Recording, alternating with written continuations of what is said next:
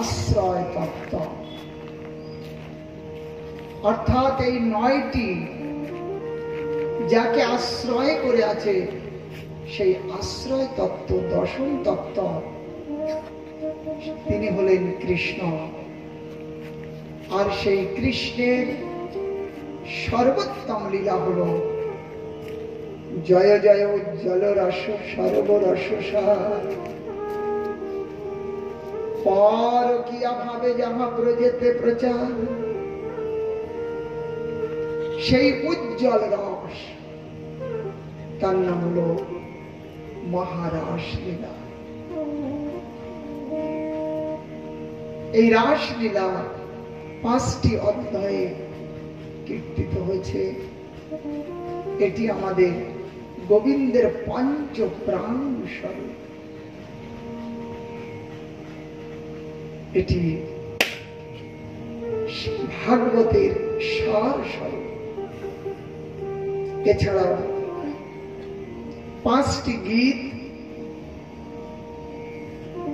বেণু গীত, গোপী গীত, যুগল গীত, ভ্রমর গীত, উদ্ধব গীত, এই 5টি গীত এটি ভক্ত হৃদয়কে একেবারে আমোদিত করে তোলে।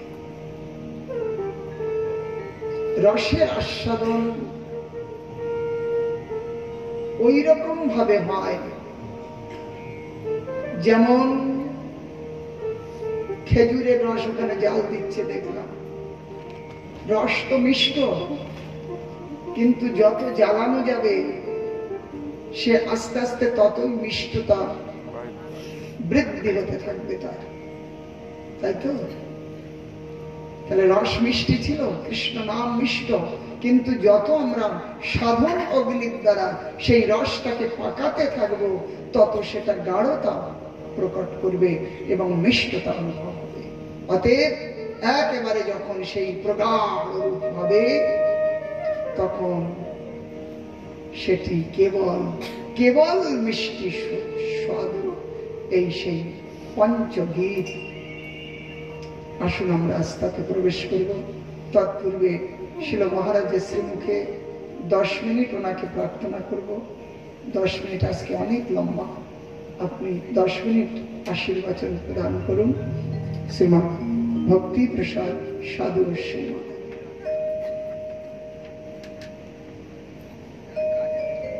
বন্দন সংকেতে করলে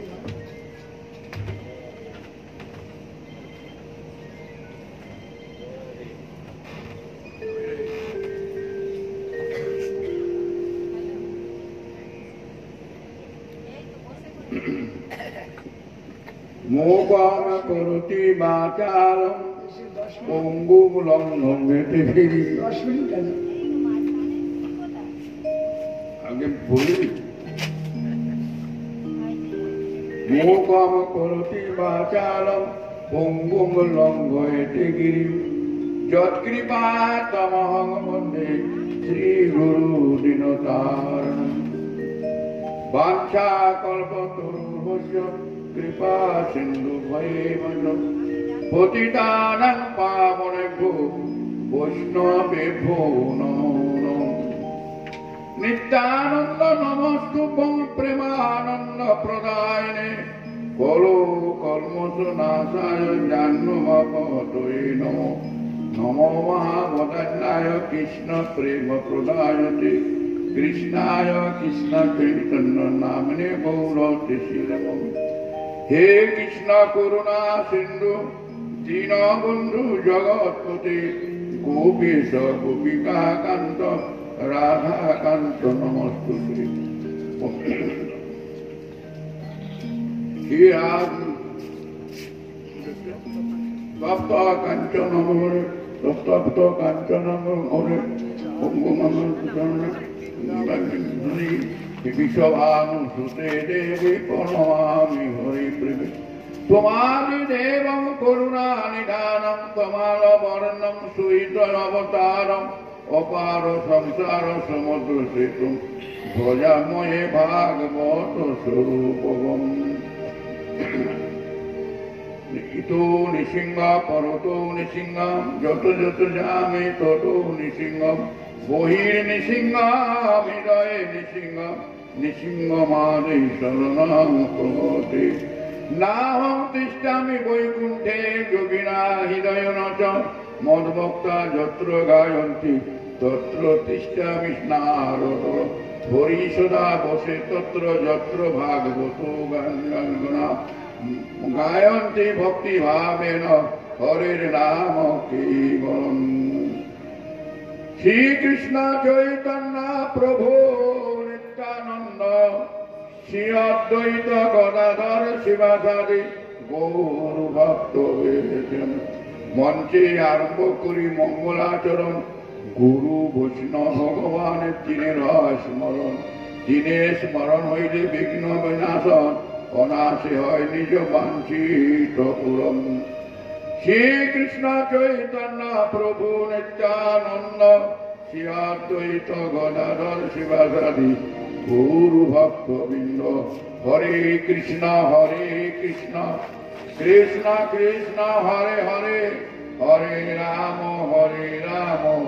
রাম রাম হরে হরে নিতাই গৌর প্রেমানন্দে হরি সর্বপত্র মধ্যে গুরুপাদ পরম নিত্যলা করিষ্ঠ বিষ্ণুপাদ অষ্টতৎপর যেমন ভক্তি সহিত অকিঞ্জন গোস্বামী গুরু মহারাজের রাতুল চরণ সঙ্গে দণ্ডবত প্রণাম জানাই তার ওইটুকু আশীর্বাদ কামনা করি অতঃপর মধ্যে পরম গুরুদেব নিত্যলা প্রবিষ্ট বিষ্ণু অষ্টত শত ভক্তি সারং গোস্বামী মহারাজের তার আতুল চরণে প্রণাম করি তার ঐক্যটুকু আশীর্বাদ কামনা করি বিশ্বস্ত গৌরী মঠের মূল প্রতিষ্ঠাতা জগৎগুরু ছিল ভক্তি সিদ্ধান্ত সরস্বতী ঠাকুর প্রভুপাদের চরণে অনন্ত প্রণাম করি তার অহিটুকু আশীর্বাদ কামনা করি মন্ত্রস্থ মহারাজগণ ব্রহ্মচারীগণ সকলকে প্রণাম জানাই সুদী ভক্তবৃন্দ মাতৃবৃন্দ সকলকে আমার আন্তরিক সশ্রম হইয়াছেন হইবেন প্রভুর যতগণ সবে মিলে মোর মাঝে ধর হরে কৃষ্ণ কৃষ্ণ কৃষ্ণ হরে হরে হরে রাম রাম রাম হরে হরে বৈকুণ্ঠাদি যে যে লীলা নাহিক প্রচার সেই সে লীলা প্রচার করিব মোর চমৎকার বৈকুণ্ঠাদি যে যে লীলা নাহিক প্রচার সেই সে লীলা করিব এই মর্ত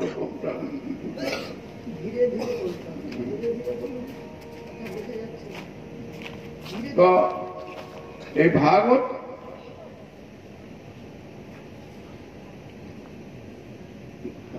নিম্নানাম যথা গঙ্গা দেবানাম অচ্যুত যথা বৈষ্ণবানা যথা শম্ভু পুরাণানম ইদং তথা যত নদীর মধ্যে শ্রেষ্ঠ হচ্ছেন গঙ্গা দেবী তিনি যত কিছু দুর্গন্ধ সবকে তিনি সাগরে পবিত্র করে সাগরের মধ্যে চলে যাচ্ছেন সাগরে যাই তাদের গতিটা শেষ গতি আর দেবতাদের মধ্যে মনে হচ্ছেন ভগবান অনাদির আদি গোবিন্দ সর্বকারণের কারণ তিনি ছাড়া একলা ঈশ্বর আর সব ভিত্ত যারে জয়ছে নাচাইছে তাইছে করে মৃত্যু আর বৈষ্ণবানা যথা শম্ভু বৈষ্ণব মধ্যে শ্রেষ্ঠ হচ্ছেন মহাদেব তিনি মহাদেব তিনি ছাড়া আর কেউ না মায় আর ভাগবত গ্রন্থের মধ্যে আছেন ভাগবত গ্রন্থ যারা ভগবানের মহিমা তত্ত্ব বর্ণিত হয়েছেন সুখদেব গোস্বামী মহারাজ বলছেন পরীক্ষা মহারাজ শুনে জগতের সমস্ত পাপ তাপকে বিদূর করছেন যাই হোক বৈকুণ্ঠনাথের যে যে লীলা নাইক প্রচার সেই সে লীলা প্রচার করে মোর চিত্ত চমৎকার একদিন ভগবান কৃষ্ণ বিরজার কুঞ্জে তিনি গেছিলেন বিরজা দেবীর কুঞ্জে আর শ্রীরামকে গেটের লাঠি দিয়ে তারপরে তাকে দাঁড় করেছিলেন। শ্রীমতী রাধারানী গোলকেশ্বরী তিনি সর্বক্ষণ দেখছেন কৃষ্ণ কোথায় কোথায় কিন্তু অন্বেষণ করছেন। অন্বেষণ করতে করতে দেখছেন শ্রীরাম মাথায় পাগড়ি একটা লাঠি নিয়ে গেটে দাঁড়াইয়াছেন। আরে শ্রীরাম, আমরা পানব দেখেছ? পানবল্লভ দেখেছ কি? বলে হ্যাঁ দেখেছি, এখানে আছেন বিরজার কুঞ্জে। বলে তাহলে গেটটা খুলে দাও, আমি যাব। আমি সারা দিন ঘুরছি, তাকে দর্শন করতে পারলাম না। শ্রীরাম বললেন যে তারা আমার আদেশ নাই, তিনি আদেশ করলে আমি তোমাকে গেটে যেতে। অনেকক্ষণ রাধারানী বললেন, আরে শ্রীরাম, যারা ভগবানকে সেবা ভগবান দর্শন যদি না দেয়, বাধা দেয়, সে হচ্ছে অসুর, তুই অসুর হয়ে যা। শ্রীরাম বললেন, দেখ রাধে, তুই তো সেবিকা, আমি একজন সেবক। তুই সেবিকার, আমি একজন সেবক। তার সেবা তার আজ্ঞা বলবার কিছু আমি করতে পারি না। আমিও তোকে সাপ দিচ্ছি, এই মর্তভূমিতে যে 7 বছর কৃষ্ণের জন্য তুমি কন্দন করবি। এই মর্তভূমিতে এসে 7 বছর কৃষ্ণ অনুরাগে তুমি কন্দন করবে, আমিও করছি।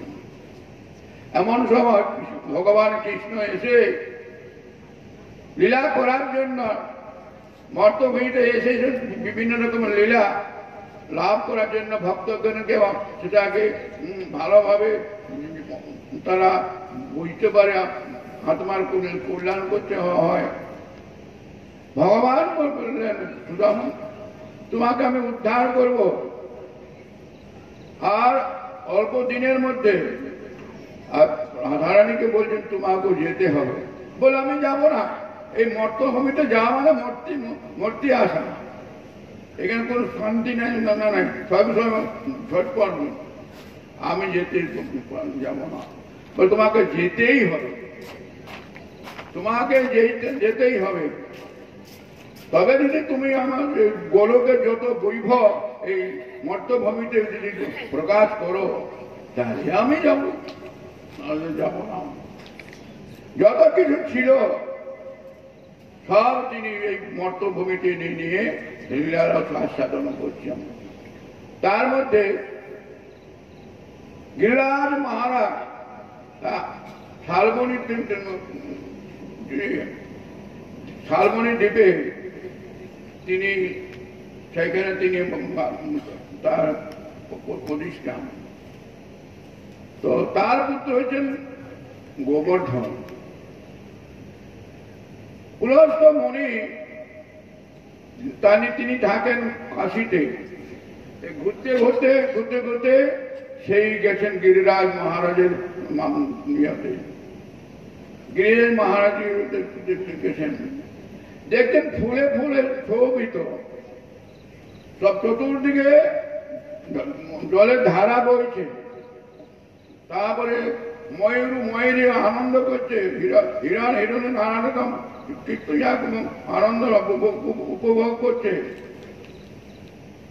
তিনি বললেন,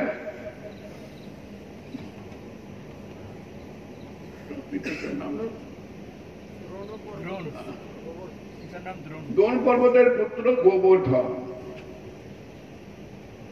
হে দ্রোণ, আমি তোমার পুত্রকে নিয়ে যাব আমি কাশীতে। বলে আমি কি করবো? সে পুত্রকে বলো। পুত্র বলছেন যে আপনি যদি কৃপা করেন তাহলে আমি যেতে পারি, কিন্তু আমার একটা পণ, আমাকে যে তিনি যখন নিয়ে যাবেন কোথাও যদি মর্তভূমিতে বসান রাখেন, আমি সেখান থেকে উঠবো না, আমি সেখান থেকে উঠবো না।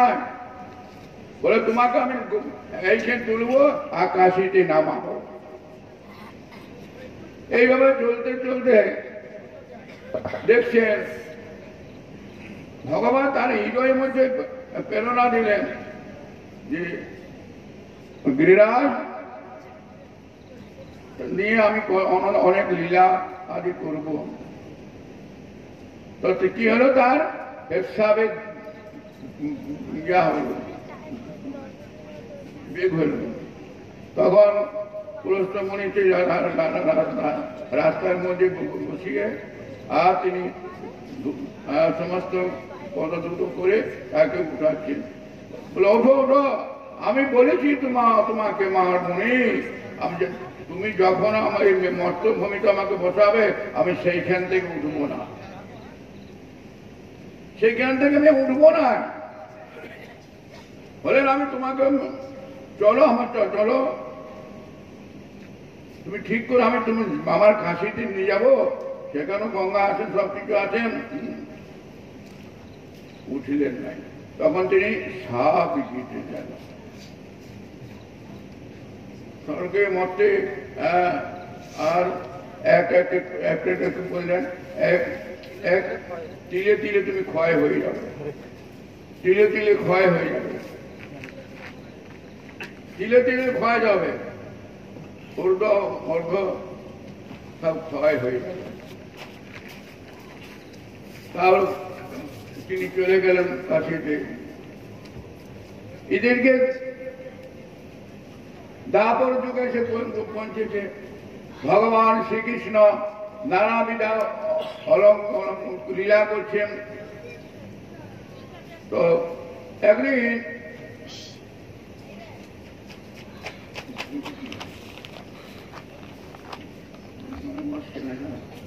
একজন পিতা নন্দ মহারাজ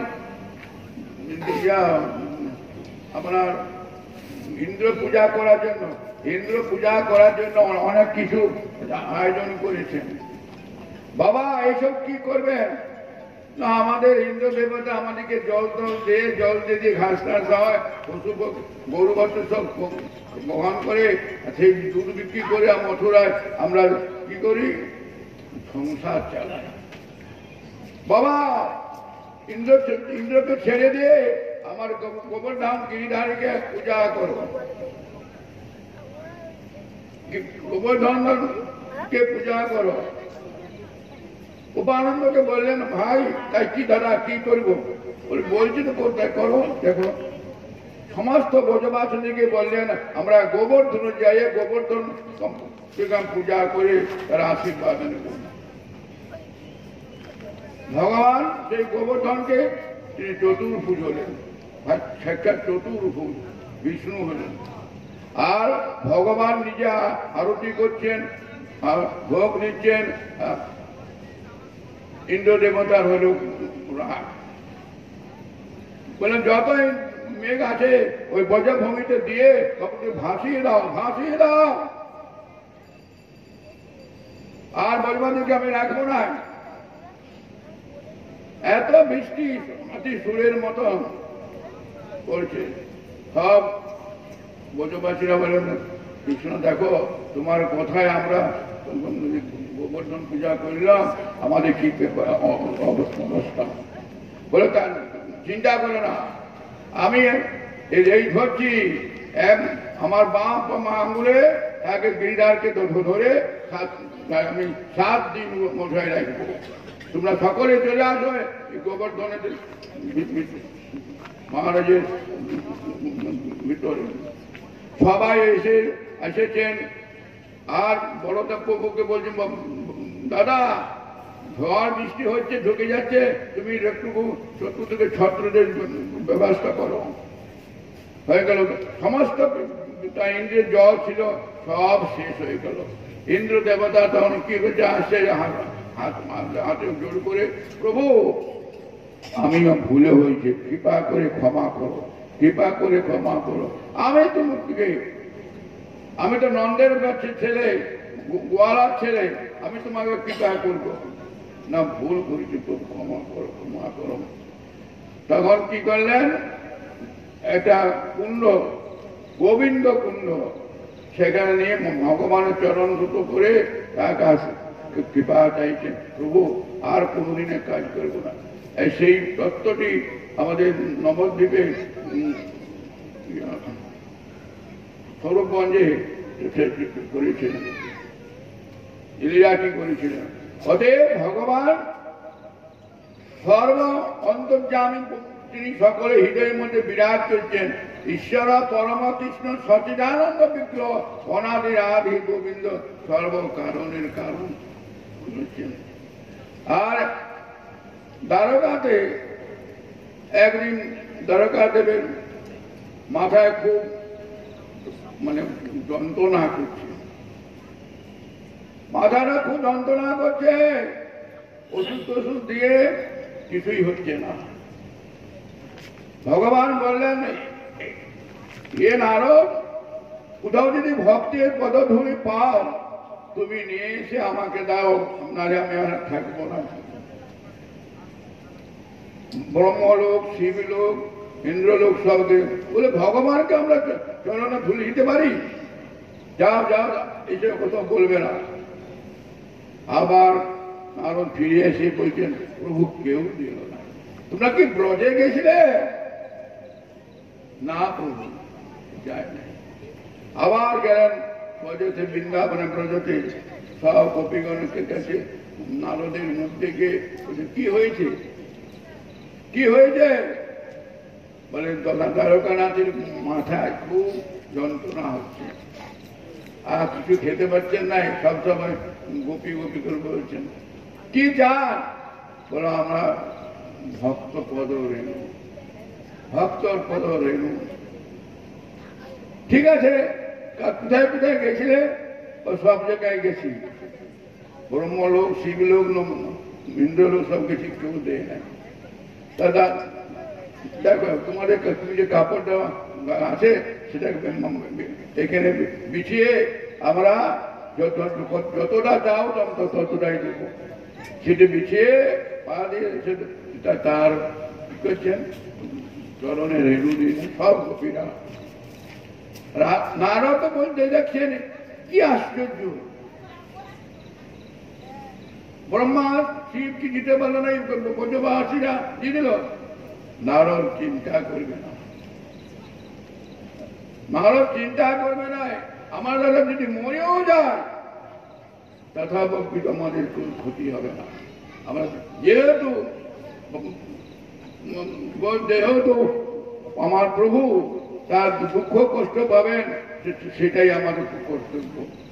নিয়ে যায় তাকে দিলেন, সঙ্গে সঙ্গে তিনি কি করলেন, জলে মেখে আর ধুলি বহন করলেন। ওটাই ধুলা নয়, ধুলি নয়, গোপী পদ রেণু। সেই ধুলা মেখে গেল নন্দের বেটা কানু, নন্দের বেটা কানু। ধুলা নয়, ধুলি নয়, গোপী পদ রেণু। সেই ধুলা মেখে গেল নন্দের বেটা কানু। তো দেখুন, ভক্ত পদ রজ, ভক্ত রজল ভক্ত পদ জল, আর ভক্ত ভক্তি সবশেষ সাধনের পর। ভক্ত পদ রেণু আর ভক্ত পদ জল, আর ভক্ত ভক্ত অবশেষ সাধনের পর। ভক্ত যেখানে যা চলে যাচ্ছেন তার পেছন থেকে তার ধুলিটা নিতে হবে, আর তাকে জোর করে তার করা যায় না, তো ভক্তি হবে না। তিনি যে চলে যাচ্ছেন তার পেছন থেকে সে ধুলি নিতে হবে। আর ভক্ত যেখানে মানে পদধৌত করেছেন, সেই তিনি চলে যাচ্ছেন, সেইটি বহন করতে হবে। আর ভক্তগণ প্রসাদ পেয়ে যেটি রাখিতেন সেইটা গ্রহণ করতে হবে। নাহলে ভক্ত প্রসাদ পাচ্ছেন আর সকলে হাত বাড়ে হাত বাড়িয়েছেন, দাদাও কিন্তু সেটা অন্যায়। ভক্তপদ রেণু, ভক্তপদ জল, ভক্ত ভক্ত অবশেষ তিনি সাধনের। তার কত শক্তি! সেজন্য আমরা পশু পশু করে যদি ভগবানের ভক্তের চরণে রেণু পাই, সেটা গ্রহণ করে আমাদের সব পশু পশু সব পুরে চলে যাবে। আমি ভগবানের মধ্যে আমি আর কিছু নাই, আমার কেন কিছুই নাই। ভক্ত আমি, ভক্তকে সব আমি দিয়ে দিয়েছি। ভক্তকে তারা আশ্রয় লইয়া ভজে তারে কৃষ্ণ নাহি তেজে আর সব মরেও তার। গুরু বৈষ্ণব চরণে আশ্রয় করে যিনি করেন, ভগবান বলেন যত বিপদ আপদ হোক আমি সব রক্ষা করব, আমি সব রক্ষা করব, তার চিন্তা করতে হবে না। যাই হোক, হরে কৃষ্ণ হরে কৃষ্ণ কৃষ্ণ কৃষ্ণ জোরে বলুন, হরে কৃষ্ণ কৃষ্ণ কৃষ্ণ হরে হরে, হরে রাম রাম রাম হরে হরে। নিতাই গৌর প্রেমানন্দে।